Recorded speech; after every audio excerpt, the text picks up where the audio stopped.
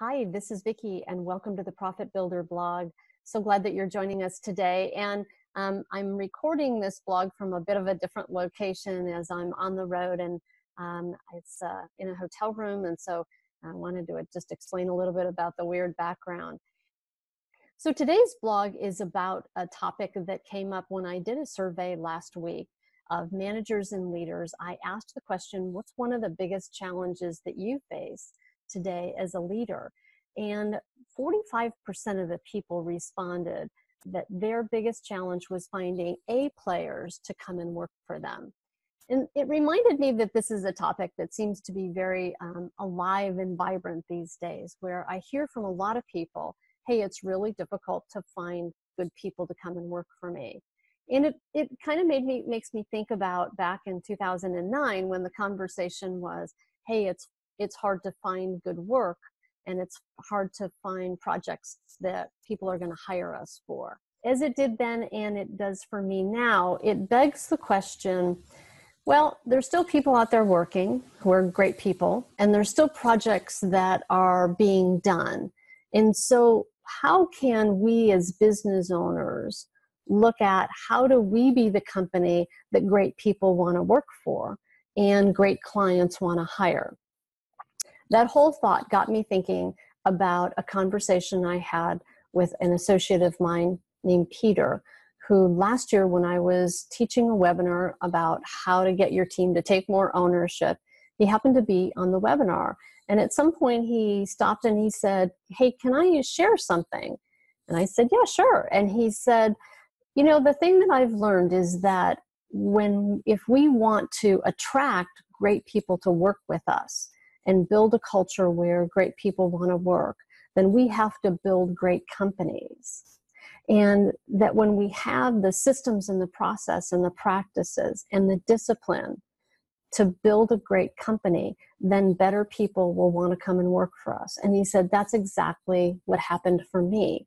So what I would encourage you to also think about, he said, was what's the business that you're building that's attracting those kind of people? What are the kind of standards that you're holding for people that has great people want to come and work with you? And I thought it was a great comment, and it really intrigued me. And so after the webinar, I called him and I said, you know, can you just tell me more about that? I thought what you shared was very interesting, and I'm curious what prompted you to share it. And he said, you know, when I was about 8 years into my business, I was in such pain and suffering about how challenging it was to just make the business work. He said, I was working 60 to 70 hours a week. He said, I was constantly having to babysit my team to get things done. I was never taking a vacation, and I was exhausted. And he said, I had just had it. And I, at that point, could see that I needed to do something different or go get another job or something. He said, because I could not sustain at the level that I was. And he said, you know, he went to a conference, and he said, while I was there, I met with these other people over lunch one day. And he said it was a couple of business owners and a couple of people from their teams. And as I was listening to the conversation, I was watching the caliber of these people, and I started to ask them some questions. I realized that I could build a different business, that it didn't have to be this hard and it didn't have to be this challenging. And he said, at that point, he said, I started to think maybe it's how I've set up my business, and maybe I can learn to do this differently. So he said, you know, what he did is he got to be pals with those guys. He said, and I spent time with them every week, and they were super generous with their time, but I would talk to them by phone, and I started to learn about all the things that they did to grow a successful company and to be able to have the ability to be away from their business with peace of mind, to be able to grow a great team where A players wanted to come and work. And he said, what I heard was that there were two distinct things that those companies did all the time that were the cornerstone of how they grew that business. He said one of them was that what those people did was they created consistent systems, processes in their business about how they do what they do. And then they had the discipline to continually follow through and make sure that those processes and those procedures and those systems were followed. He said the second thing that they did was that they got clear about what were the responsibilities of every position within their business.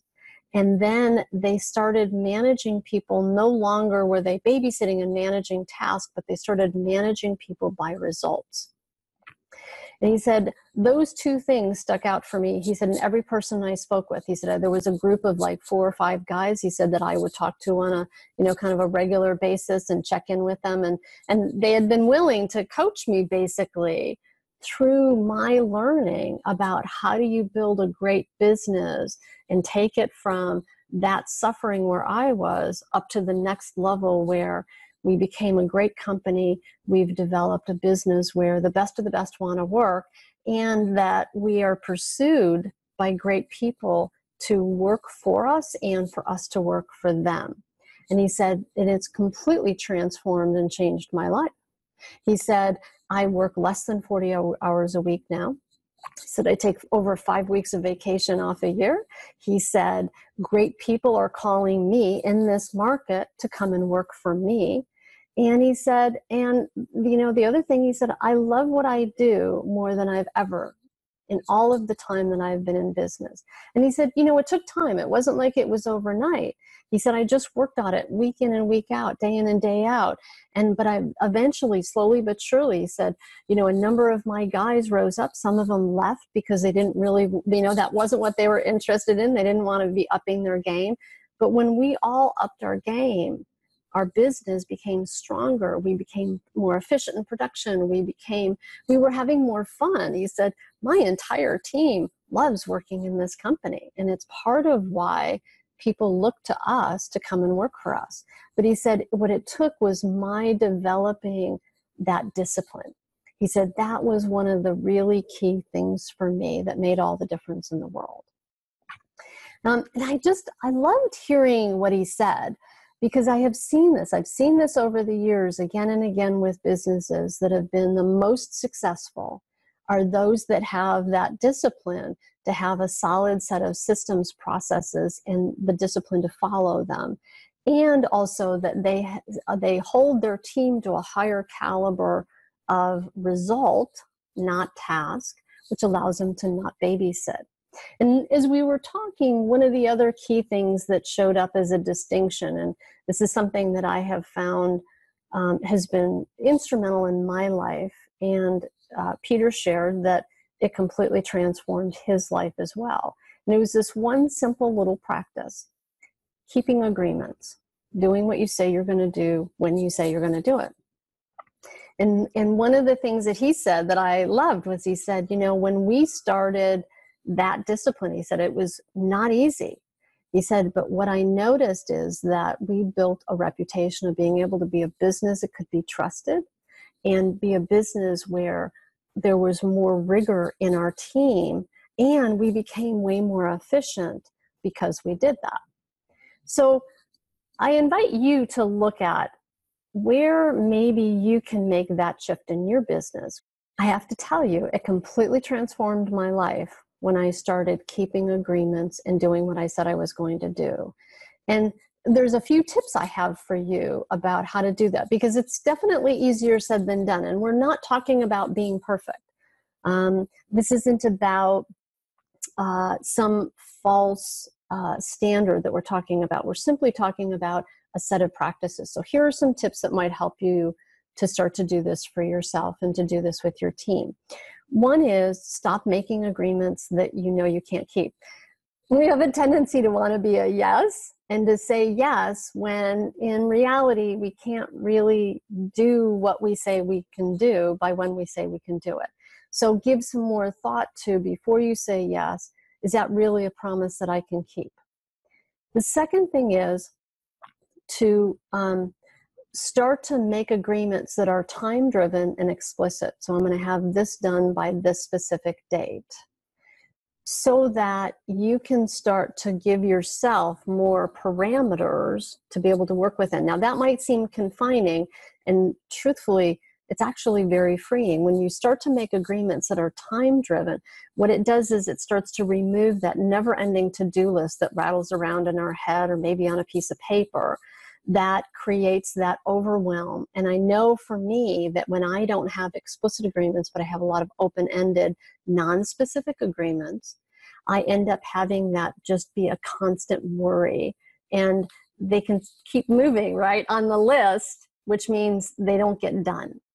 So when you make time-driven agreements that are explicit about what I'm going to get done and by when I'm going to get it done, you will find that you get more efficient with your time. It's very interesting. The third little tip that I have for you is this, that when you make agreements, if you cannot keep that agreement, like if you make an agreement that I'm going to have that bid to you by Friday at noon, I'm going to call you back by next Wednesday, I'm going to show up at that meeting at 8 o'clock.